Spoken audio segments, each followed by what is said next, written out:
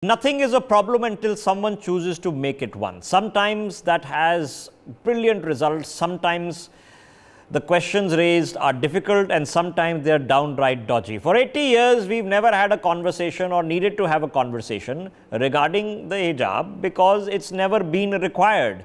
For some reason, over the course of the past 2-3 weeks, a group of people, students in Karnataka, realized that this had become or thought that this is a massive, massive problem.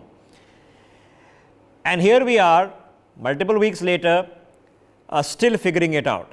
Now, the good news is that the systemic ability of India, and I don't know what the logic of this is, I can't offer you one, but there is something about the systemic ability of this country that no matter how dangerously pernicious things get, we generally calm down rather quickly. So the good news from Karnataka is that things have been calm. The bad news is that it's not over, and when it's not over, the prospect of malefied intentions, hijacking, what could otherwise still be called causes that we need to figure out, increases in risk. Now we've seen when things get out of hand and then they become pernicious problems. Now what happens if a group of people decide that hang on this issue we'll replicate what in Delhi, and we're going to go and seal a highway and do hijab protests there for the next 2.5 years. Okay? We've seen that in sensitive matters, Jallikattu, Sabrimala, even when court rulings have come out, they've been difficult for some people to digest or to accept. Luckily, that is the exception and not the norm. So the good news is it's not blown more out of proportion than it already has. The bad news is we are not at a conclusion. The court hearing in Karnataka is debating the subtle point of law regarding Article 25 and whether that covers a hijab or not. Therefore, is it your constitutionally protected right to wear a hijab or not? That's the subtlety of the argument that is happening in the Karnataka court. The Supreme Court, of course, has said that it will not interfere on this matter until the Karnataka court's proceedings are over. And of course, you can argue that constitutional matters are heard by the Supreme Court. So at some stage, this will probably go there as well. Within all of this, where have we reached? Let's open up this conversation. Arshia Sana is joining us on the broadcast. Rekha Agarwal ji is with us. She's a senior lawyer. Dr. Lubna Kamal is with us. And Tahira Hassan is with us as well. Let me start with Arshia ji. Arshia ji, here we are several days later. The good news is that the ability of this country to digest complicated problems is always far better than our worst suspicions. So things haven't gotten out of hand. How do we develop a consensus on this, ma'am? Can you hear me, ma'am? Yes. Am I audible now? Yes, go ahead. Okay. Thank you, NewsX, for offering me this opportunity. First of all, I would like to appreciate the courage of the students for the past few weeks, which they have been showing in asserting their fundamental rights. Now, for once, can we not focus on the attire and appreciate their will to get educated? Just for once, it will make things very, very easy for us, and the issue will not the issue will not be an issue anymore. But then this issue, which could have been resolved, which was very petty initially and which would have been resolved by the college or the school administration, is now widely politicized and is used on various used by different parties to propagandize their agendas. So the issue at hand can be looked through various aspects. First of all, if you look at the this whole issue from the school administration point of view, they want to ban hijab. Okay, fine, go ahead. But then they should ban every religious symbol that comes to classroom. Okay, they should be up for banning hijab only if they are willing to ban Sikh turbans. They are willing to ban sindhus on teachers. They are willing to ban kalevas on wrists. They are willing to ban Gayatri Mantra from their morning assemblies, which we have grown up singing every morning since we started schooling, right? So if they are ready to ban every religious symbol which is apparent, which is visible to the society, go ahead, ban hijab. I'm all for it. All right, but don't just target one community in your every effort to marginalize. Okay, but okay, ma'am, I'll dispute the larger provision that everything is a conspiracy to target communities. My question to you was a bit different. My question to you was different, ma'am. Here we are, okay. A consensus has to be found with some logic and rationale and reason. I agree with you, it should not have become a big issue. The reason for which it's become a big issue is equally contested because the argument is made that somebody is deliberately made into a big issue. So I'm ignoring that completely. What I'm asking is, here we are today, a consensus has to be found. The number one stakeholders in the process are Muslim women, it's not me, okay. It affects, and therefore the authority or the right to make a judgment call or lead the consensus should be driven by Muslim women. So how do we come to a consensus that can issue some guidelines and we can move on? What do we need to do in that front? See, these women, if you go by what they have said till now, they were allowed to attend school, they were allowed to attend classes in hijab since last 1 year, okay. They said that first year as well we did schooling in hijab, and now suddenly someone comes up and asks them to remove the hijab, and the person who's asking them remove the hijab, they themselves are wearing a tilak. Ma'am, who did again, this called, in Hindi we call it tutu meme. I don't want to get involved in that. My simple question to you is, here we are, we have to come to a consensus, a broad consensus with some guidelines for all of us to sort of agree on so that we can move on. I agree with you, this should not be controversial, we should be able to move on rather rapidly. So how do we develop a consensus? What do we need to do to bang our heads together, which obviously should be led by Muslim women, since it's you who are the stakeholders? Fine, will you please let me complete? If you will take my question, I'm trying to ask a positive question, you just want to do tutu meme. Yes. How do we come to a consensus, ma'am? We should have a rights favored approach rather than a controlling approach, okay. We should not impose our will or our fancies on other community or any other person for that matter. Arshia ji, my premise is that the number one stakeholders, if not the only stakeholders, are Muslim women. How do we come to a consensus? You are not letting me speak. I'm asking you a question. Do you want to come to a consensus, or do you just want to say everything is wrong? Obviously, why would we not? So then tell me, how do we come to a consensus? The students are sitting there to study, right? They're protesting to get educated. You're doing everything but answer my question. How do we come to a consensus to solve the problem? To simply allow the hijab, because that's a fundamental right. That's a fundamental right of any Muslim women in the country. They have the right to choose. I have the right to choose. Who are you to snatch that right away from me when the constitution of my country is giving me the right to wear what I want to wear, which is essentially my religious practice, held by court in various instances. Who are you to take that away from me? So who is you? Who's the you?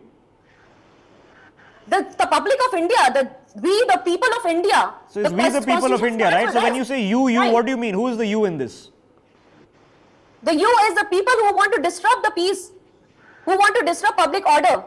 Okay, you know, ma'am, that the argument is... Everything was going peacefully, girls were coming in hijab, they were studying, everything was normal. But then who erupted this public order? Ma'am, Delhi was very peaceful, and suddenly we had riots a couple of years ago. So why people disrupt things, I don't know. I'm trying to figure out how do we come to a consensus. And the premise of my argument is... We don't want to register that. We know who disrupted that, who disrupted the public order, who disrupted the peace. You just don't want to register that. I don't understand. When you say you, who do you mean? Who are you referring to? Are you referring to Hindus? Are you referring to government? What is you? What does you mean? Not all Hindus. Hello? No, let her answer. Who is you? You keep saying you. Who is you, ma'am? Arshia ji. I'm addressing you at the moment. Okay, I am disrupting public order, you're saying. Sorry, you're playing with my words. Okay, you're playing with my words and want to entrap me in the game of words. I'm not trying to entrap you at all. I'm asking you, how do we solve the problem with the consensus? I don't know what you're talking, ma'am. I'm saying when you talk in you, who is the you? Is you Hindus? Is you government? Okay, if you ask my opinion, I'll simply say that India is a culturally diverse country, and to keep the status quo, we should maintain the peace by allowing girls to wear hijab and sit in classes and get educated. Okay, so the problem then least comes, we can ma'am, do. is that there will be certain people who will feel that that when men don't want to do face coverings, it's a gender issue. Other people will say that, okay, if you started the hijab, tomorrow it will be niqab, tomorrow it will be something else. So what do we do then? Obviously, this requires some conversation. Muslim women should lead that conversation. Saying you is obviously not going to help leading that conversation, because I don't have to wear the hijab. I am not concerned directly, personally. Muslim women should lead this conversation. Okay, Tahira Hassan ji, obviously, ma'am, there is a legal point here, there's a rights-based point, and those arguments are happening in court. In the end, societal consensus is a much larger issue. How do we get Muslim women to lead the argument? The petitioners in court are not, the people arguing in court are not Muslim women, the people hearing the argument are not Muslim women. How do we get Muslim women to lead this conversation? I'm saying this is a question of right to education. The education should not be denied to these girls. First, let me complete. Should not be denied to these girls because the right to education is enshrined in the constitution. But uniformity in school is also essential. But why school did not implement it, this rule, soon after admission? Why before exam? This way you are hampering the education, not only these girls who wear hijab or cover their head, but all girls, all students. You are hampering their education. You know, exam is approaching. So this is not a way. You cannot deny their fundamental right. And other thing is that head to toe burqa, I don't justify. I don't justify going in classroom with head to toe burqa. Let them cover their head with the dupatta. That's all. And let them but study. Tahira ji, what again? So there will be modus opinion on what is reasonable covering, what is not reasonable covering. What is okay, what is not okay. My simple question to you, ma'am, is how do we... No. I just appeal to the girls, Muslim girls from your channel, NewsX, please, Betty, please, only don't make it an issue. You make an issue of education. Get educated. Because the literacy level is very low in the community. Okay, but Tahira ji, there are equal amount of... Cover your head, there are Muslim women, including girls... Cover your head, that's all. Tahira ji, but there are women, including girls, who feel that... This issue has been dragged out of proportion. Out of proportion. I agree. It's out of proportion, which is why we hope we're trying to solve it. Tahira ji, but there are Muslim women and girls who choose to wear a full niqab, full face covering, full burqa, okay? And they can also claim that this is part of their religious practice, and that's a fundamental right. So how do we? I'm trying to say who's going to figure this out? No, the court has already solved that question. The court has already solved that question in Amna bint Ma'am, the Bashir question with the isn't to you. CBSE. It isn't to you. It's to Tahira ji. Let her answer. I'm just trying to answer your question. You don't need to, because it's not to you, ma'am. Tahira ji, take that thought. Come and answer whatever you want to say. Only Quran, in the Quran it is mentioned, cover your head, that's all. Okay, but then is it my right, Dr. Lubna Kamal? Then then this is a question. Shalwar, whatever. If I disagree and I would like to cover my face or wear a full burqa, in that event, does the same argument of my rights apply or not? Allowed at all. If it goes against the uniform of an institution, it cannot be allowed at all. That is the first thing. The second thing is that this hijab row, the Karnataka, where this initially happened, it was almost resolved. But until a few local politicians jumped in, and I was just watching some channel where there was a person from CFI or PFI, some kind of fundamentalistic kind of these kind of institutions, and he was saying, he just second that this is all a politicization of a minor issue. If the politicians and the rest of the political parties had not jumped, we would have arrived at a consensus. We would have started some social media campaigns, online meetings. We would have written to maybe chief justices or CMs or rest of the press and all.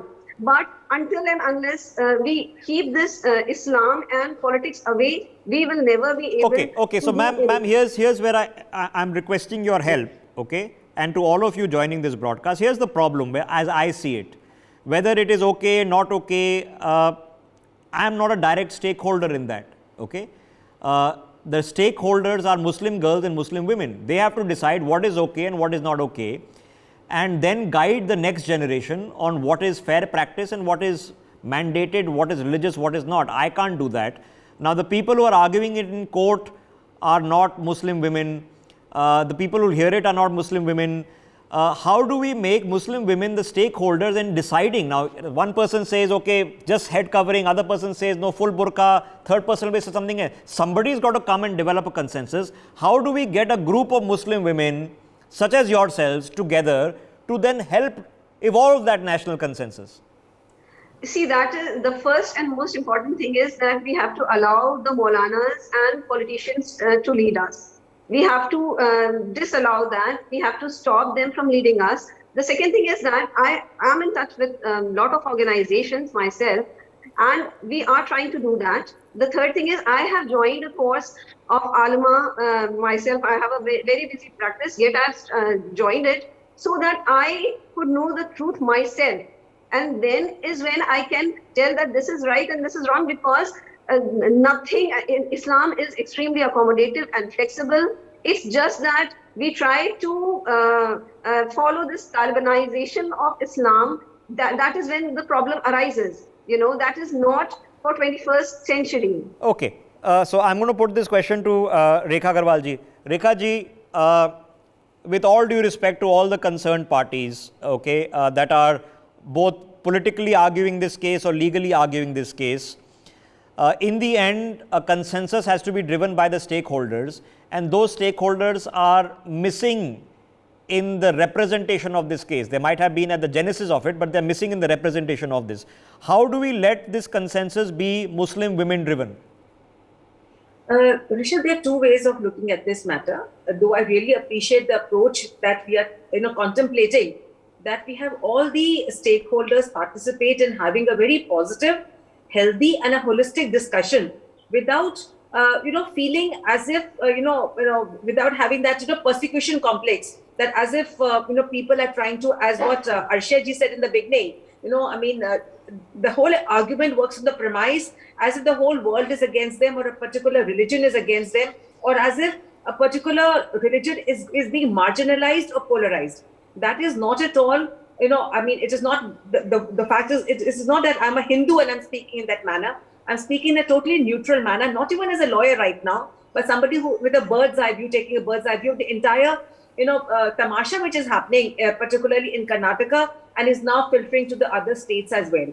So I think that before we take, before even we allow the Muslim women who are the stakeholders to participate in such kind of a discussion and reach a consensus, everybody has to put their heads together. That is the stakeholders, the Maulanas also, who are the religious heads of Islam, as well as the courts. Though there should not be. Let her finish, ma'am. Let her finish. I'll come to you. Let her finish. Whoever, I stand corrected. Whoever be the religious heads, who can guide the people who are following Islam, whether the Maulanas or Maulvis or whoever the clerics are, and at the same time, though I do not fully agree that the courts should be, interfering in matters which are pertaining to theology, and that has been held by the Honorable Supreme Court way back in the case of Sirur matter also.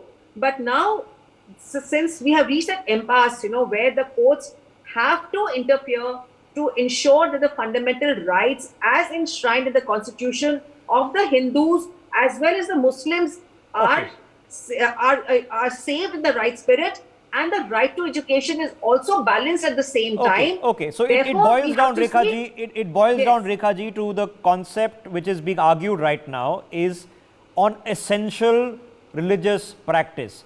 So therefore, we need at least a broad consensus which can be then presented to court that here is an essential religious practice. Now, in the case of Sikhism, with the turban argument is often put, and we've discussed it also, we understand the concept of the 5 Ks, and there is pretty much holistic consensus. That doesn't mean that there aren't young Sikhs who cut their hair. They do. They are not necessarily shunned because they do, but it does happen. So there is freedom of choice, but there is a concept of essential religious practice. How do we then get a body? I don't think the All India Muslim Personal Law Board necessarily might be the best body, but what kind of organization is then required to then constitute for us what is essential practice? Because you and I can't honestly say that. I don't know whether the Quran says this is okay or this is not okay. See, there can be, we can have endless discussions on this, Rishabh, whether it is going to be the All India Muslim Personal Law Board or whether it is going to be the Muslim clerics who are going to decide it. I think that every person who is a stakeholder in this, whether it is the women at large, the general Muslim women, the Muslim students. So I think that there has to be a multi-pronged approach in this. Okay. So that ultimately everybody reaches a consensus. For example, as you give an example of the Sikh religion, where we have the 5 Ks, where it is an established fact that yes, those 5 Ks, including wearing a turban, is an essential religious practice. Okay. So no further discussion can take place on but this. Hijab, which also allows for freedom of choice because you don't have to wear it. Yes. Okay, so let me go back to Arsha ji. Arsha ji, obviously amongst any group of people, exactly what is an essential religious practice or not will differ slightly. Now, for a modern Indian woman who happens to be Muslim, how are we to have a conversation or teach them or empower them or give them ideas on what an essential religious practice for a Muslim woman in modern times is, and what are the options and rights they have to choose? How do we have that conversation? Okay, Rishabh, coming to the question that how do we reach a consensus and how do we come to a conclusion of this issue? The thing is, if we go by the legal procedure, there's always something, whenever we are stuck at some point of law, we go back to, first of all, constitution, and there are very many statutes, okay? But then, if we don't find an answer in any law, we go to customs or the history or what has been the practice. Similarly, in this issue, if we can't reach a consensus, we must see that what has been the practice till now, okay? That did these students wore hijab in the past, or they abruptly started wearing hijab 2 months ago, 3 months ago? No, the historical practice is, the custom says that they were wearing hijab and there was absolutely no problem. And we must maintain the status quo until the court reaches a decision, okay? And now coming back to the essential religious practice, as far as I remember, the 2 cases of the Kerala High Court, Amna bin Bashir versus CBSE and the Nada Sharif versus CBSE, the 2015 and the 2017 judgment of Kerala High Court. I know they have a persuasive value for the Karnataka High Court, but still, a High Court is an honorable. Legal argument aside, ma'am. Yeah, go ahead. Yeah, legal argument is that they have clearly, specifically expressed that hijab, the head covering, I'm not talking about the head to toe burqa. The head covering is the essential religious practice of Islam. Okay. And then so if a particular institution was to ban the burqa but allow the hijab, that would be fine, you're saying? Yes, that would be fine. I'm saying yes, that would be fine. If the student want to come into hijab, in the full burqa, they can come, they can remove it at some point in the school premises and go inside the classroom and attend the classes in hijab. Okay. How is a piece of cloth on my head? Okay, no, without getting into hyperbole, because I don't do that on this channel. Because that is a very destructive, and which is why the media has a bad reputation these days. So let me try in a different track. Dr. Lubna, then let me reverse the question. Then what is the advisory, guidance, logic, explanation about this for people who, like me or others, who might have misnomers, who don't know perhaps the difference between hijab and niqab as well as we should? How do we do education to authorities about what is fundamentally important and what is fundamentally not important? How do we have this communication? So let's say somebody was to go to the Karnataka authorities and this controversy hadn't happened and explain to them, how do we have that conversation? See, Islam gives you that relaxation in the boundaries. Although Article 21 too is giving you freedom of personal liberty and wear what you choose. But still, if there is some problem at some point of time, it can always be discussed. And before going to the courts, I mean, there can be discussion. Islam is very flexible in its boundaries. So the input from the scholars, the Islamic scholars, can be taken in. Okay. Tahira ji, my same question to you, that if for people who don't understand the Quran or Islamic practices, who are not Muslim women, who are the principal stakeholders in this, how do we then communicate better so that there is no confusion, between niqab, hijab, and you can understand that people might be confused about it who don't understand this. How do we communicate this better? I think a committee should be constituted by the government. State government should constitute a committee in which women activists should be part of that, who are working for women's right, against all kind of discrimination against women, and right to education. They must come and should be included, and authority on Islam. But I don't think so. My earlier participant said that authority on Islam should also be included. But I'm thinking everything is written in the Quran, and we can also read Quran. Women can read.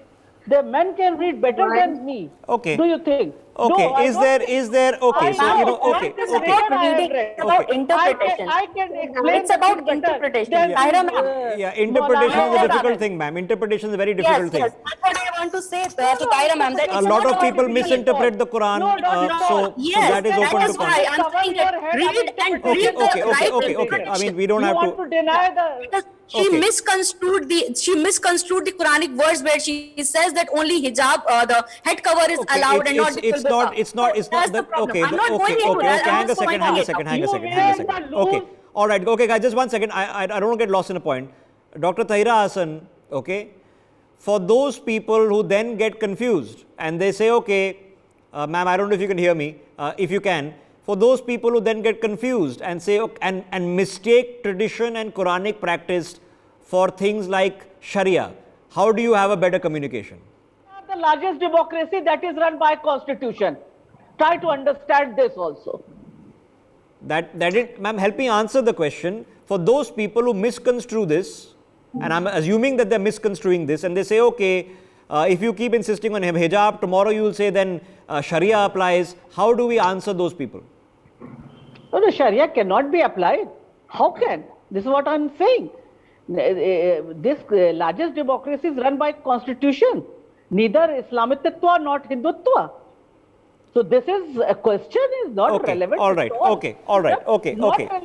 I'm out of time, so I'm going to address one last thought, and I'll address it with Rekha ji.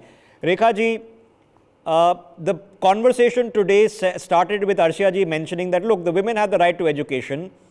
That's their empowerment, and we should respect the fact that they're speaking up for themselves. Empowerment of especially women, girls, those who are women and girls and also happen to be Muslims, how is that to be better done in this country when everything becomes as confused and divisive as this?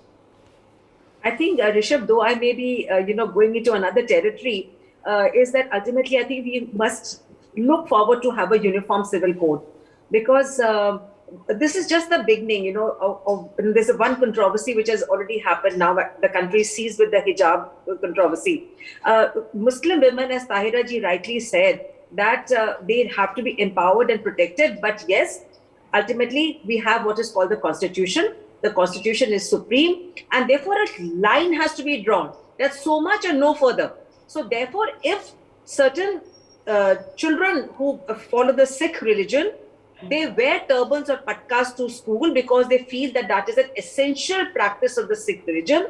If ultimately the Honorable Karnataka High Court or the Supreme Court, let's see which way it goes, ultimately if the courts come to the consensus that yes, a hijab and not the whole niqab or whatever, or burqa, so much of the hijab, that the certain guidelines will have to be laid down, there's so much and no more. This is the standard size of the hijab which a particular Muslim devotee, student can wear to school, but no further than that. So therefore, checks and balances have to be there, which are already there in every constitutional right that we have. All right. Okay. So we've not had a ludicrously illogical, heated conversation for the sake of it. And if we continue to do this, we'll take one step forward. there is need for a better understanding among the larger community in India who view, unfortunately, a lot of things that come from Islam with suspicion. And that communication is very important. So if you know better, you'll understand better, and therefore respect somebody else's viewpoint a lot better. We struggle with that. So let's tackle that problem. Consensus on what is okay and what is not okay, and what is fair and what is unfair, and what choices generally are gender discriminatory. So when we are doing this conversation, it has to be led. That doesn't make a difference which religion you are in. I mentioned several times, if you get married, a Hindu wife is supposed to wear sindoor, she is supposed to wear chuda, she is supposed to cover her face. Doesn't apply to men. Okay? So when gender discrimination happens, women should lead that conversation, and in this case, Muslim women should lead that conversation. For more such videos, subscribe to the NewsX YouTube channel, hit the bell icon.